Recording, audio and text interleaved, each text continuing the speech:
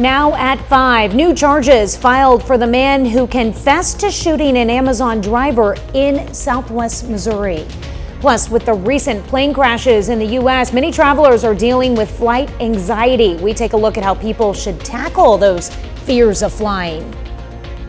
The Trump administration takes aim at the Consumer Financial Protection Bureau. I'm Natalie Brand with what the agency does and what advocates say about the potential impact. The 4 states' most watched news starts now. Authorities upgrade charges against the man connected with shooting an Amazon driver. This is KOAM News at 5. I'm Tanya Bach. Authorities say the Amazon driver, now identified as 23-year-old Jasmine Sky Taylor, was shot while delivering packages off of Missouri 97 in Lawrence County last Wednesday. Video footage from inside the Amazon vehicle showed Taylor traveling down Highway 97 in Wentworth, where she was shot. Taylor then crashed off the roadway into a fence. Last night, Taylor died from her injuries. Investigators say this man, Thomas Coy, confessed to shooting Taylor with a pellet rifle, pulling her from the vehicle and laying her in a ditch. Coy was originally charged with assault and armed criminal action. Authorities say charges have been upgraded to first-degree murder and armed criminal action. Coy remains held without bond in the Lawrence County Jail. With the potential for winter weather in the next few days, the Missouri Department of Transportation says they're getting prepared. MoDOT says it has enough staff to keep all available snowplows and salt spreaders running. Some parts of the state are expected to be hit harder than others. MoDOT representatives say they'll be sending resources to where they're needed most, but all major roads will be plowed regardless. We're getting all of our snow equipment ready today. That means putting the plows and sanders in our trucks, going over all the safety bulletins and topics with our folks. So we'll be ready to get in there and plow later on this evening or tonight, whenever the onset of the storm starts. Hicks asked drivers to be aware of plow trucks working to clear the roads and to give them plenty of space.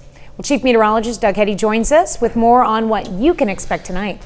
Well, of course, it's been gloomy for us today. Temperatures are above freezing. We do have some precipitation, which is slowly working in, but seeing temperatures right now above freezing is good, but they will cool back to near freezing as we go through the evening hours. Showers will definitely start picking up, especially mid to late evening as our temperatures slide back through the 30s. For tonight, winter weather advisory in effect Lawrence and also Berry County. Winter weather advisory for tomorrow night and Wednesday, and a winter storm watch. So Pittsburgh, Joplin, Miami, Neosho kind of split in between those, even though I do think we'll get at least an advisory for most of us by tomorrow. But look at the rain starting to pick up southern counties and even mixing with a little bit of sleet at times. So this is what we're going to start to watch for later on tonight as we get 2 little rounds heading our direction. We're going to break it all down for you here in just a bit. All right, thanks, Doug. Well, a Pittsburgh woman says she finally has answers about whether a mold problem in her home was fixed. It's a story we originally brought to you back in September. After asking for her mold issue to be addressed, Susan Ledbetter was informed her lease would not be renewed. After our report, Ledbetter says the community stepped up and even a mold specialist offered to test her home. Tonight on KOAM News at 10, we'll have the details on what the mold testing found and why specialists say the findings could have impacts on her family's health. With the recent airplane disasters across the U.S., some flyers are on edge about flying. According to Federal Aviation Administration, there have been about 15 crashes, including minor crashes so far in 2025, particularly the American Airlines flight collision near D.C. and the medical jet crash just a few days later. They have some questioning. How safe is flying? A Joplin mental health professional wants to remind people flying is a reliable form of transportation and doesn't want people to live in fear. He recommends anxiety managing tips. Learning how to box breathe is what it's called. So you breathe in for 4 seconds, you hold it for 7 seconds, and you breathe out for 8 seconds. So you don't hyperventilate in that environment. According to the National Safety Council, commercial air travel is one of the safest modes of transportation. The odds of being in a fatal motor vehicle crash is 1 in 95, and they consider the odds of being in a fatal airplane crash too small to calculate.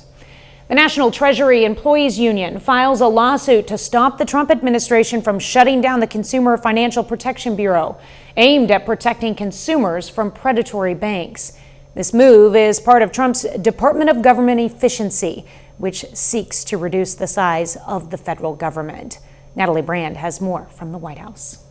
Thousands of federal employees returned to in-person work this Monday, but the government's Consumer Financial Protection Bureau has been ordered closed. Elon Musk and his Department of Government Efficiency posted on social media, CFPB RIP. Some Republican lawmakers applauded the move. The CFPB has been out of control for some time. The way it's designed, I think, is unconstitutional. It has no oversight.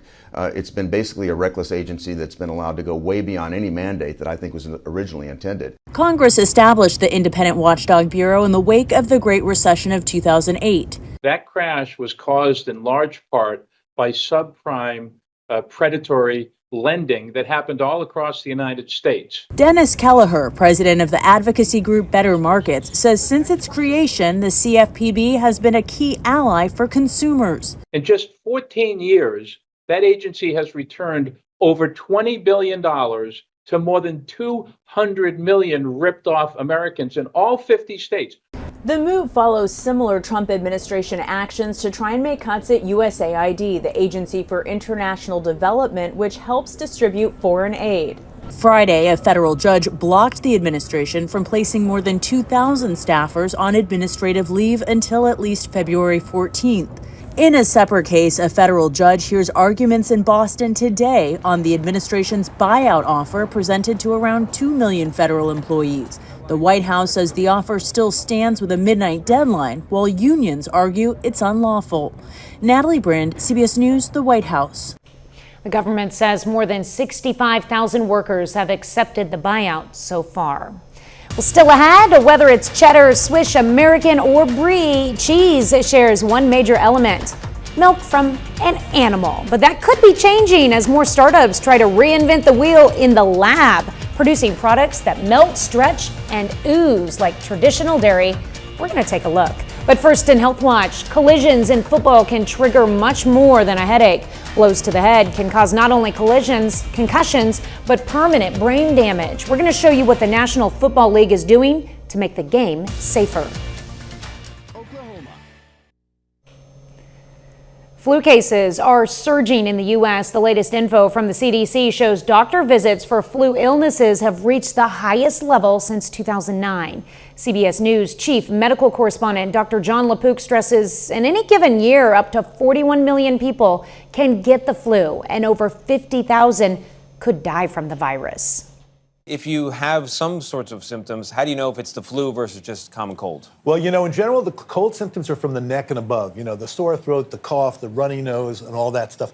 Once it starts going below the necks and you feel aches and pains and fever, you can have nausea, vomiting. At least 43 states and the District of Columbia are showing very high to high levels of flu activity. In fact, Oklahoma is currently ranked #1 in the country for flu cases. That's according to a recent report by Walgreens. With flu season in full force, we reached out to a local pharmacist from Anderson to get expert advice on what you should have stocked in your cabinet if the flu knocks on your door. And we'll have that answer tonight on KOAM News at 6. The National Football League is making headway in combating head injuries. Collisions can trigger much more than a headache. To make the game safer, the league is enacting new rules, encouraging more player awareness of the dangers and implementing better technology. In the AFC Championship, Buffalo Bills cornerback Christian Benford was sidelined after suffering a concussion. In this year's Super Bowl, Philadelphia star offensive tackle Jordan Mailata was trying to avoid the same fate. The headbutts are common. They're going to happen. It's what happens in the trenches. He's hoping a new generation of helmets helps keep him in the game. As chief medical officer for the NFL, neurosurgeon Dr. Alan Sills helps lead the effort to reduce concussions. Some of the most common symptoms we see are headache or disorientation, perhaps problem with memory. In rare instances, people can lose consciousness. In 2015, the league began teaming up with helmet manufacturers to try to build safer equipment. I think if you look at a helmet from, say, 20 years ago and compare it to today's helmet, there's several major changes. We have materials that do a better job at absorbing force and not transmitting that force to the brain. We've got better padding inside there. It's placed strategically within the helmet in different places, based again on where we expect force to occur and how we want to minimize that force. Aside from improving equipment, the NFL has tried to decrease concussions by increasing player awareness and by changing certain rules. For example, by starting teams closer to each other and farther downfield on kickoffs to lower the odds of high-speed collisions. In 2024, there were 182 concussions during practices and regular season games, a 17% drop compared to the previous season. Neurologist Dr. Ann McKee is a pioneer in research showing blows to the head, even ones that don't cause concussions, can cause chronic traumatic encephalopathy, or CTE, leading to dementia. What do you think of the new helmets? Looks like they have a lowered concussion rate, which is terrific news. Lowering the number of concussions, that means that the player is experiencing fewer hits. CTE risk is directly associated with number of playing years, how many hits you get, and how hard those hits are. Dr. Sills agrees on the goal of minimizing any head trauma. There is no concussion-proof helmet. Think of the helmets the way we do the airbags in our car or the anti-lock brakes. The best way to not get injured is to stay out of a crash in the first place. A tough challenge in a sport where high-speed collisions are part of the fabric of the game. Dr. John LaPook, CBS News, New York. Dr. McKee says she supports changing how kids practice and play and raising the age at which kids can start contact football. That's a look at today's health news. A little later, we look at how eggs could bring big business to small farms. Plus, we have more wintry weather moving in. I'm going to have those details coming up. Vote for your favorite. It's not crazy. It's Casey's. Try the new Italian deli pizza on crispy thin crust for a limited time.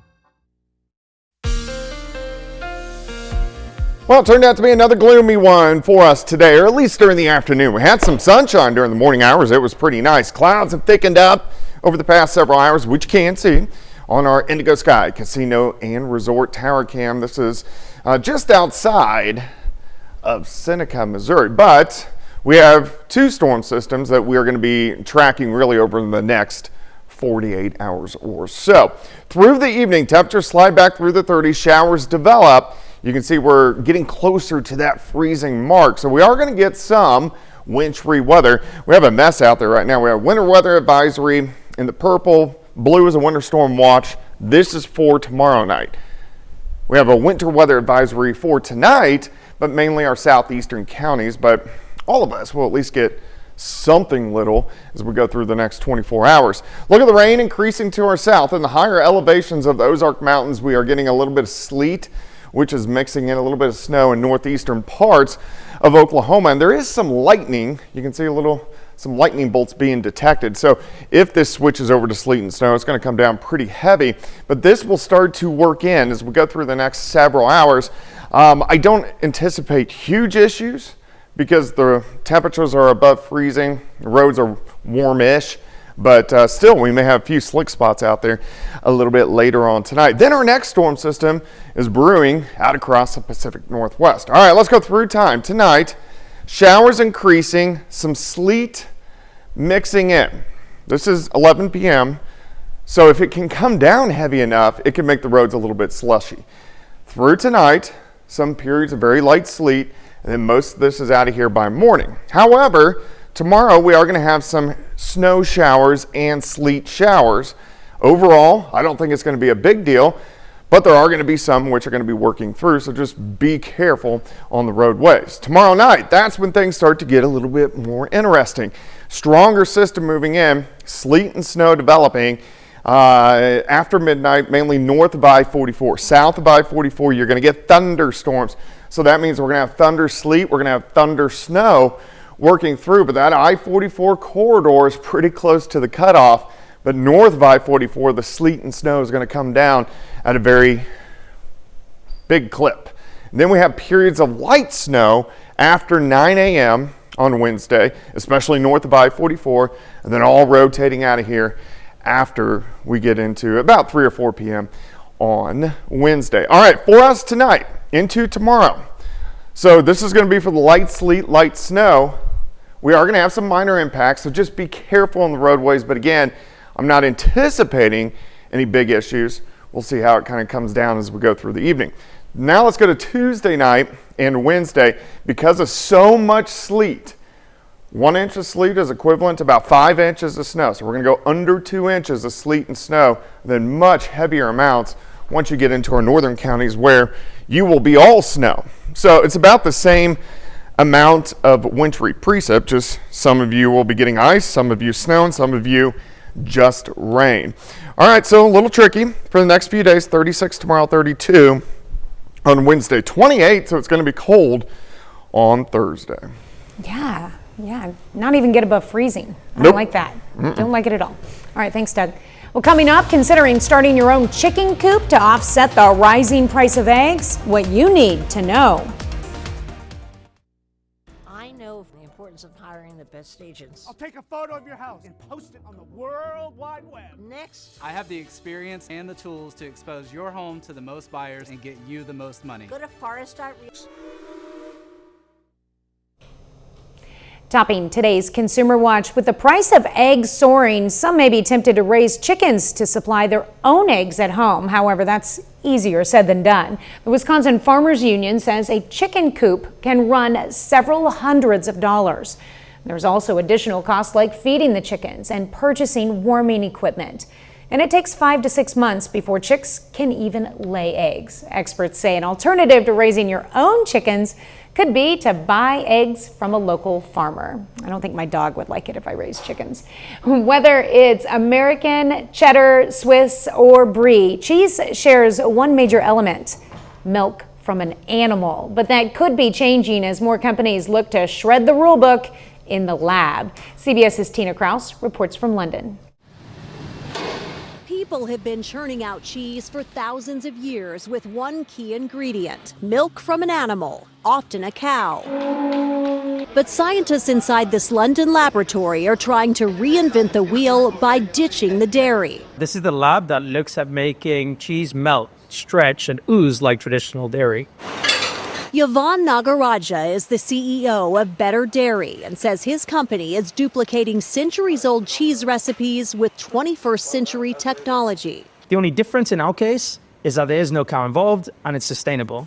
Chief Scientific Officer David Nunn explains the secret behind their lab-grown cheese. What we're doing is producing an essential cheese protein called casein using precision fermentation. That protein is crafted into curds and mixed with a variety of natural flavors to create a range of cheese types. That is undifferentiated from the cheese that you enjoy every day with a nice slice of bread.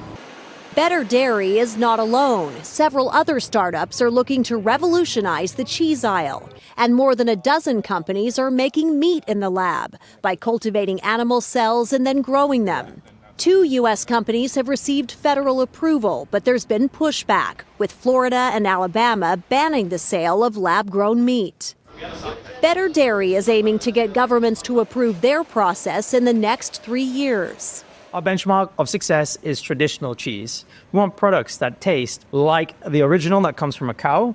Engineers are working to expand production to eventually sell aged cheese that tastes like a chip off the old block. Tina Kraus, CBS News, London. Final check of the forecast is next.